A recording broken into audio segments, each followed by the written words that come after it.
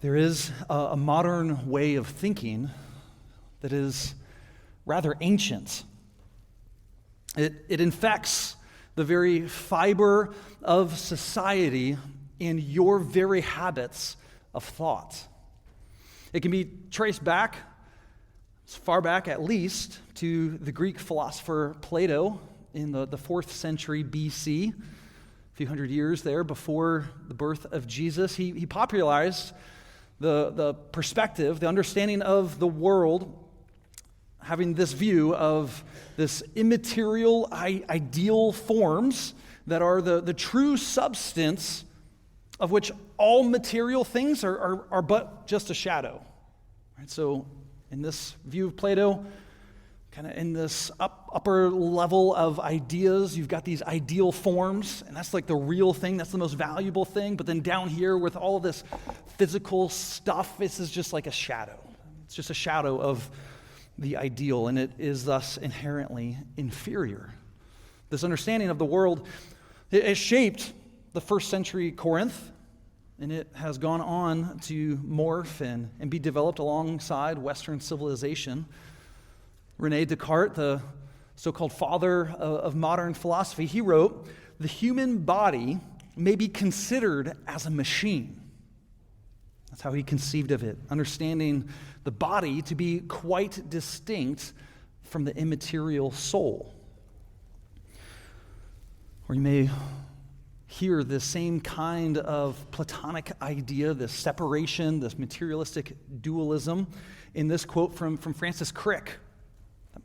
He's the 20th century biologist who studied DNA, discovered the double helix formation of DNA. Listen to this quote from Crick. He wrote, "You, your joys and your sorrows, your memories and your ambitions, your sense of personal ambition and free will, they are in fact no more than the behavior of a vast assembly of nerve cells and their associated molecules. You're just a body. You're just a body. And if it's my body, it's my choice." That's how the argument goes, doesn't it? This materialistic dualism, it's pervasive and has long been used to justify destruction. A destruction of God's good design, a destruction of what is true about this world, a destruction of the beauty that we are meant to enjoy. And it is self-destructive, and it is destructive within the church. And it is what Paul is continuing to come against here in 1 Corinthians 6. Right, we saw this Pastor Zach last week and these slogans of sin, these Corinthian slogans, and how this kind of dualism was at play in their thinking. This church in Corinth, it still has far too much Corinth in it. And in verses 15 through 20, as we come to the end of this chapter this morning, the church problem, it may not have been that there were members of the church of Corinth that were actually visiting prostitutes. That certainly could be the case, but not necessarily. What is most sure is that the opportunity, the temptation, and certainly the cultural norms were very present. And while Paul, he commands it plainly, flee sexual immorality, he actually is after undermining the foundation piles of dualism, both theirs and ours. He's getting to the foundation. He's getting down deep, not just issuing a command for us to follow. He does so by continuing on with this rhetorical device that he's been using, especially here in chapter 6. He's got 3 rhetorical questions for us that are all introduced with the phrase, "Do you not know?" There are things that they ought to know, or if they don't, then they really do need to understand them. Do you not know? And so he sets, with these questions and in his argumentation, he sets 3 new foundation piles, 3 gospel piles. The body matters. Your union is more than matter, and it is a matter of glory. 3 gospel foundation piles for us. The body matters, your union is more than matter, and it is a matter of glory. Do you know what a foundation pile looks like? Maybe you've dug one when you were working on a fence.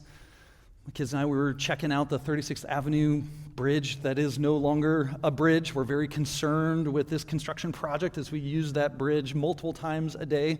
So we went over to go check it out. You can walk across the pedestrian bridge, and sitting there as part of the deconstruction is this massive foundation pile, right? This massive tube of cement, just thoroughly reinforced. It's got rebar sticking out of it.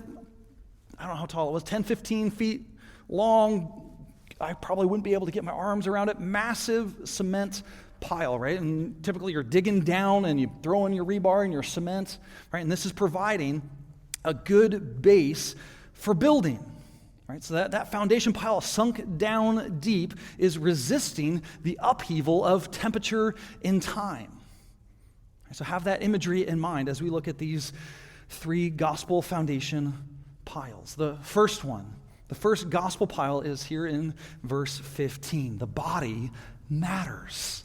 The body matters. We're familiar with the member-body imagery that Paul is using here in this verse as he poses these questions to the Corinthians. We know it from later on in the letter in 1 Corinthians chapter 12 as he is engaging similar imagery to instruct the church on how they should understand the gifts of the church, that they are all composite parts of the singular body of Christ. He's got a different idea here, though. He's got a little bit different perspective as he's using this illustration. He's not after the exact same thing. In fact, he's got more of a visceral idea.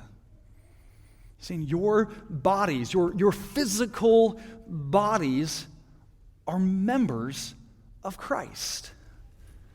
One commentator, he likens it as saying, your bodies are organs and limbs of Christ. That was his attempt to try to convey the tactileness, the nitty-grittiness of it. Our bodies are like organs and limbs of Christ, is the idea that Paul is conveying. Or rather, you can understand it as your bodies are appendages of Christ. Your appendages of Christ. Paul, he's talking physically because of the physicality of the next rhetorical question that he poses there in verse 15. Could I take an appendage of Christ and make it an appendage of a prostitute?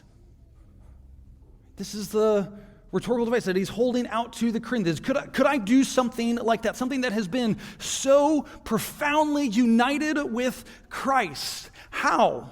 How could I take something that has been united to Jesus and then go and take it apart from Jesus and unite it to a prostitute? How could I do that? Now, we've imbibed too much dualism and conceive of our union with Christ exclusively in spiritual terms. Yet Paul is likening our union with Christ to the very physical act of sexual immorality. That's the connection that he is making here. If there is not that kind of imagery that he's drawing on and the comparison that he's making, his reasoning falls apart. What he's saying is that your body matters. Could one who is united with Christ be united with another in sexual immorality? Never. Never. May it never be. The thought even should be unthinkable. It should be unconscionable. Paul's word that he's using here, that's found often throughout the New Testament for sexual immorality, it's related to the word that he uses for prostitute. The words are quite similar, and it will sound familiar to you. The word for sexual immorality is a singular term. It's the term porneia. The word for prostitute is porne. And dignifying prostitution as sex work, as is the cause of some of our very own legislators, that is foreign to the New Testament, because all porneia, all sexual immorality is degrading and detrimental, especially to women. And porneia is the broad New Testament category for all kinds of sexual immorality, both of body and of mind. Even that I have to make that distinction reveals the inherent dualism in the way that we communicate. The New Testament, as it talks about sexual immorality, uses this word. It has in view a whole gamut of sexual sin, whether it be adultery or bestiality or incest or fornication or prostitution, as Paul is focusing on here, or homosexuality, as we saw a few weeks ago, or even lust. Because you, brothers and sisters, you, including your body, have been united with Christ, joining in on sexual immorality of any kind or fantasizing about it. It should be met with Paul's conclusion here at the end of verse 15. Never. Never. Or the 1 Thessalonians passage that we heard read earlier, that same driving impetus. What is God's will for you? Your sanctification, that you would be free of sexual immorality. It should never be named among us. We should never even consider it an option. And it should be unthinkable because your union is more than matter. Your union is more than matter. The second gospel pile that is being sunk down deep here in verses 16 and 18 is this. Your union is more than matter. This union with Christ, right? Which, as I keep saying that, I hope you are remembering that short series that we did on this very doctrine.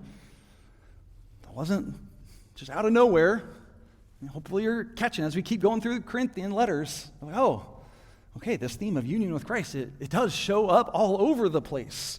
Right? Now this union, it can be compared to the union experienced in sex. And yet it is more than that. And this is a rather astonishing thing that Paul is doing, to liken our union with Christ that we almost exclusively think of in spiritual terms. He's saying, if you want to understand what that union is like, you have to understand God's design for sex. And that sex, it is not merely bodily. It's not all that is going on there. This is why Paul argues the way that he does, because sexual immorality encroaches on the one fleshedness of God's design and purpose of marriage. It's taking an aspect of the beauty and splendor and mystery and gospel news that God designed in marriage and is taking an element of that and using it in abhorrent ways, bastardizing God's good design. But union with Christ, it is more profound. It is not merely of bodies. It is a union in God's Spirit. By the Spirit, we who are in Christ, who are in the Father and the Spirit, we are in the Godhead, the triune, as the Father and the Son and the Spirit are in one another. That is how Jesus prays and what he reveals in that high priestly prayer in John 17. It's astounding that creatures like us, sinners though we be, are brought in to the very fellowship of the Godhead in a profound and intimate way. This is what God has done for us in the gospel. And so we are blaspheming and lying about the very nature and character of God and the gospel when we join in on sexual immorality.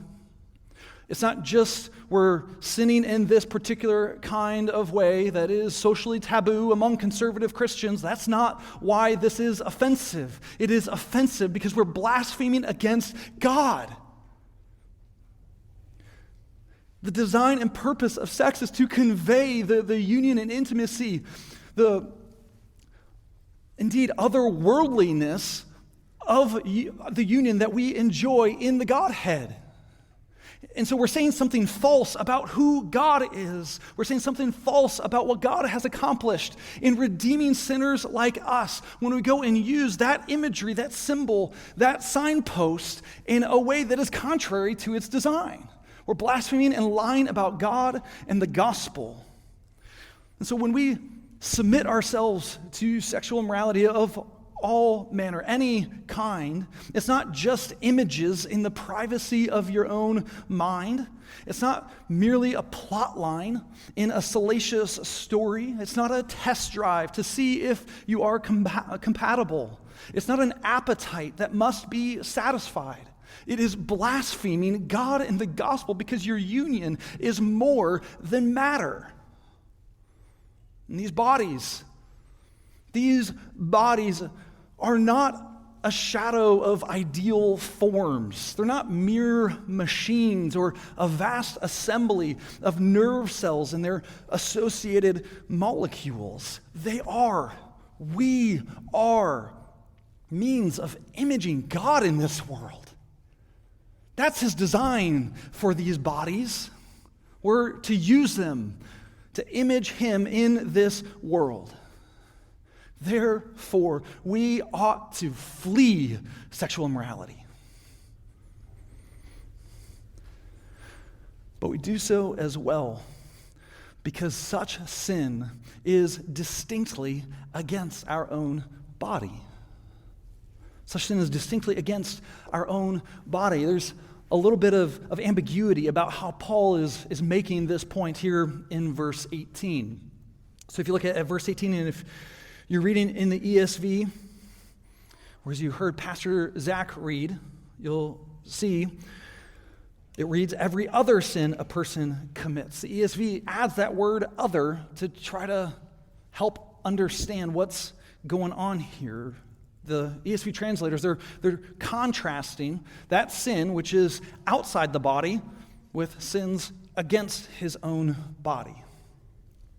I think it actually, though, is clearer to understand that first statement of after the flee from sexual immorality, this first statement, I think it's best to understand this as another one of these Corinthian slogans. Another example of maybe they're saying this outright, but certainly it is contributing to how it is that they're thinking. So the word other is added. So what Paul wrote was every sin a person commits is outside the body. So throw that in quotes there and imagine it that way. That the Corinthians are saying, well, every sin a person commits is outside the body. Right? So therefore, it kind of doesn't matter because this body doesn't matter. It's just some material stuff. And so if I use it to sin in some kind of way out there, well, that's fine. That is immaterial because this body doesn't matter. And so I think that's the perspective that is informing the Corinthian position. It's really an attempt to justify sin. So I can keep on doing these things. I can keep on visiting these individuals. I can keep visiting these web pages because it just doesn't really matter.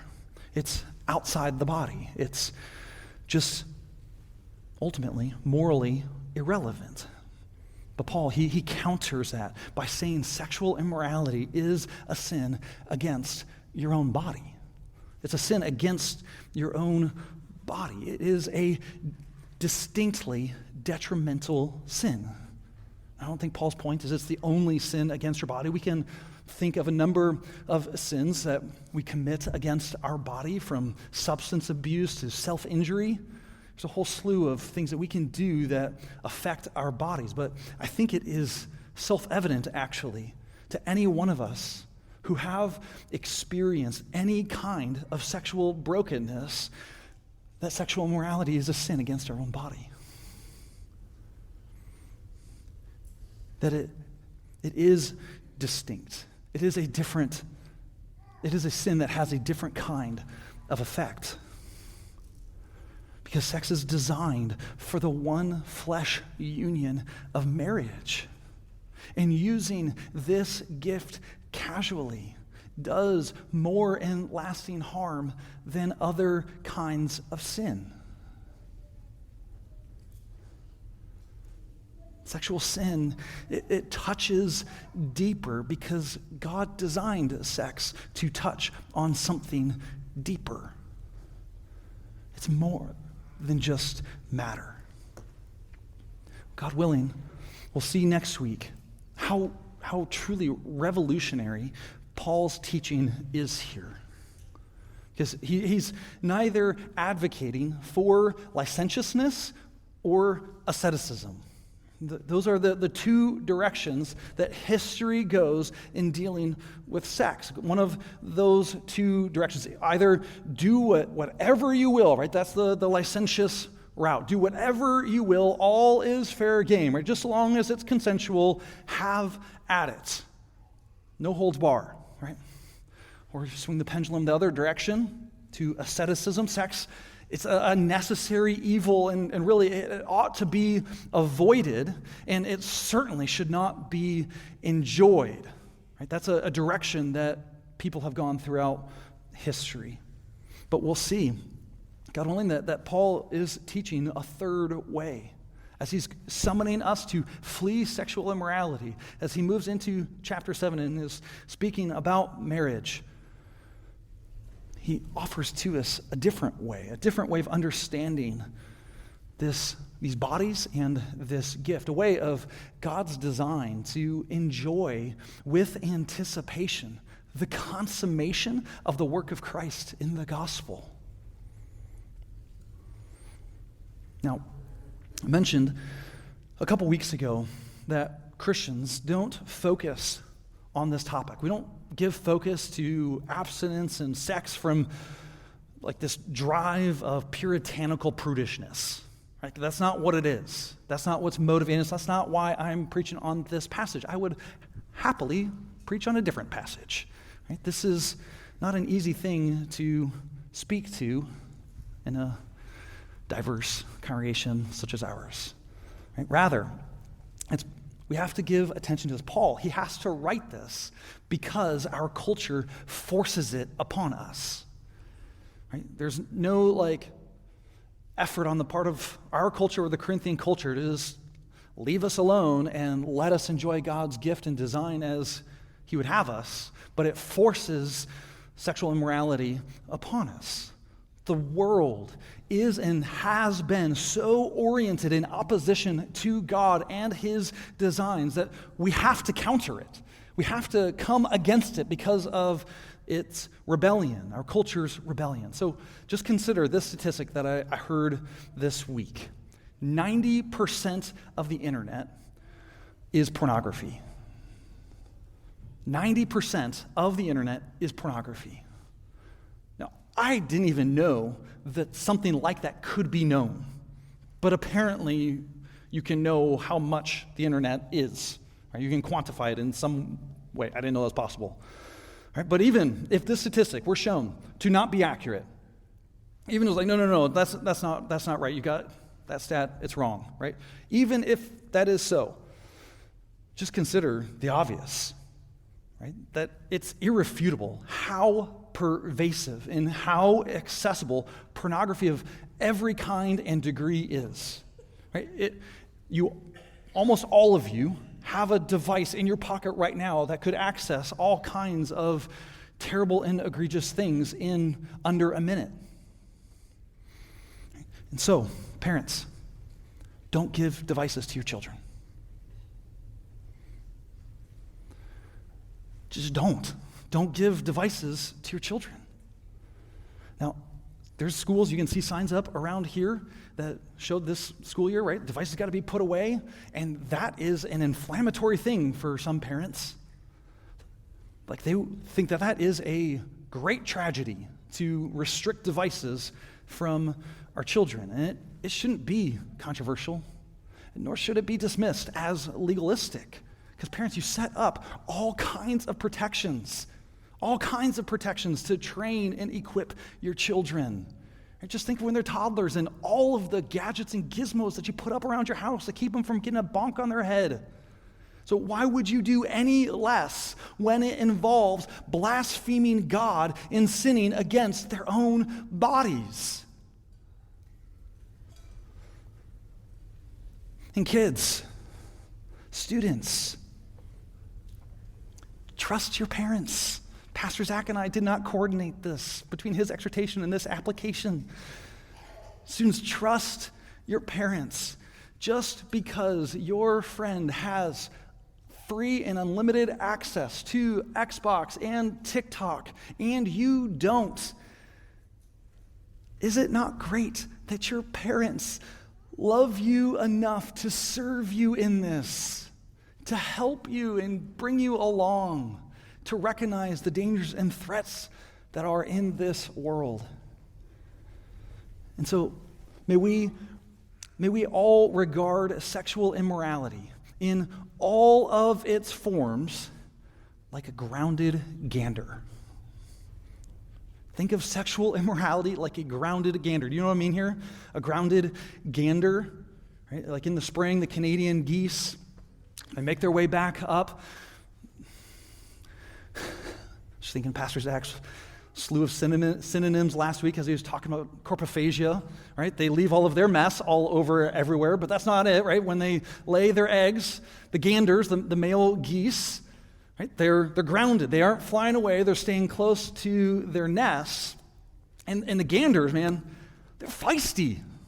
You go up close to them, and especially around their nests. You meet one along on a sidewalk or even worse, on a narrow trail in the woods where you can't give them enough berth to get around, right? And what is that gander going to do? It will hiss and charge at you. It is not pleasant. So what do? What do? You flee. You flee. You run away. You change the route that you're going. I'm just not even going to go down that path, and I'm going to go around the long way. I'm going to do whatever it takes to not get close to that grounded gander. So do this no less when it comes to sexual immorality. Flee. You who are young, flee sexual immorality. You who are older, flee sexual immorality. You who are married, flee. You who are single, flee. Men, flee. Women, flee. All of us ought to flee sexual immorality. That is what God, by His Spirit, through the writing of the Apostle Paul, would have for us. Give no quarter. Flee. And the third gospel pile to help us, to strengthen us, to give us good motivation, a strong foundation to stand on in this wicked world we are passing through, to strengthen us that we might do some good in this world for our neighbors who would think such commands, such exhortations are foolish. We see the third gospel pile to help us.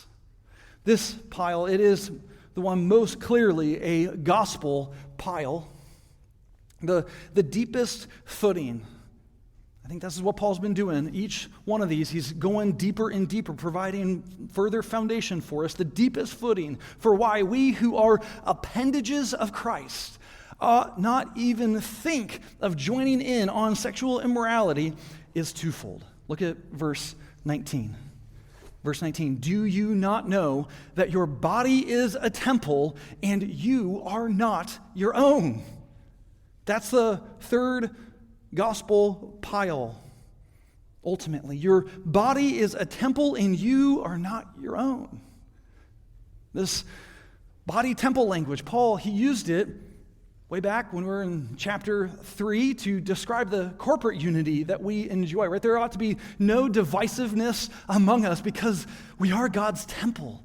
He is in our midst. He has united us one to another. We enjoy that unity together as God's temple. He had a corporate understanding of the people of God as the temple of God. but he's doing something different here, just like he was doing something different with the member body imagery here. He applies this concept of being the temple of God to me, to you, right? To Hoken. He applies this word to Beck. He applies this word to Trevor. He's applying this right here to you, church, to us as individuals, in whom the very Spirit of God dwells. He's not talking in the ethereal realm of concepts and ideas. He's looking you in the eye and saying the Spirit of God dwells in you. You are his temple.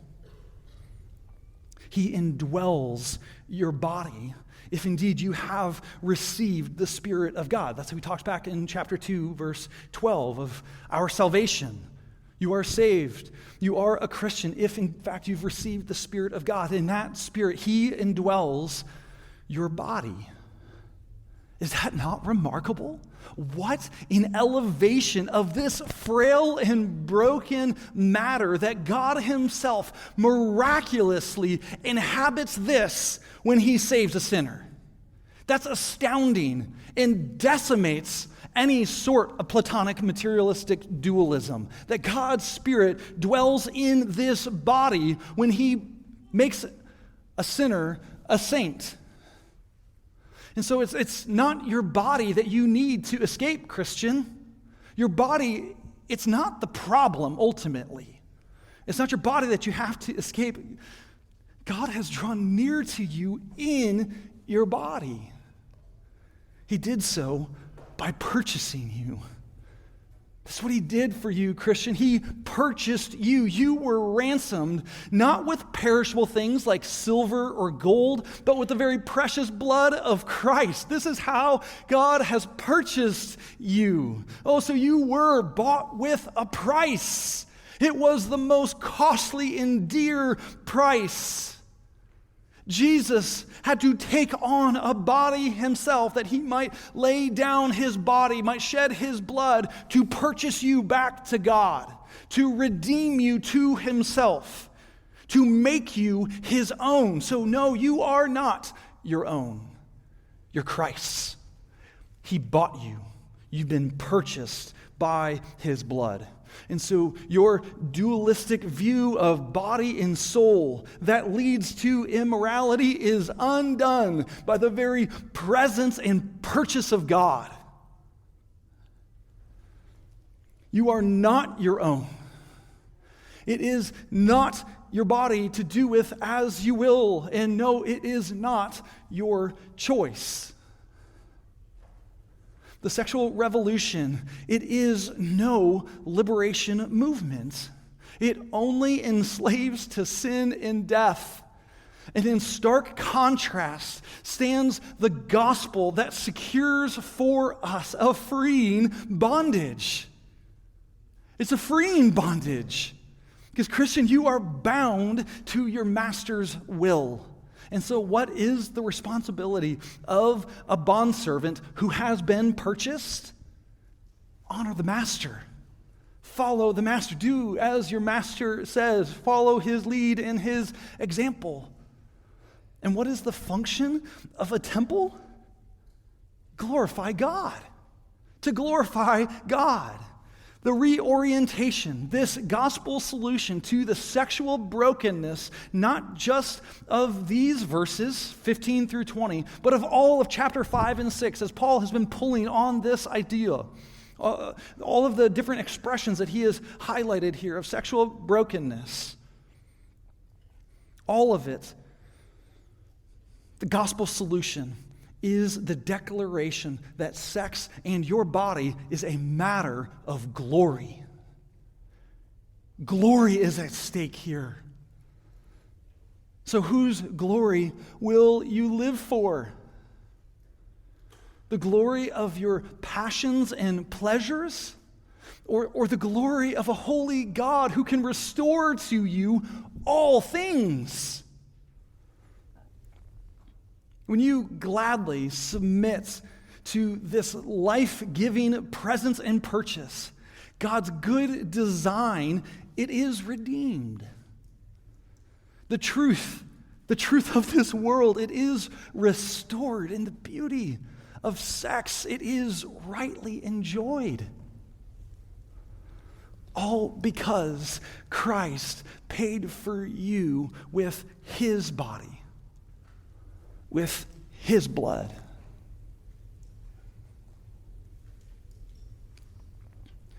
So, sinner, in the confidence of the presence and purchase of God, come to the table.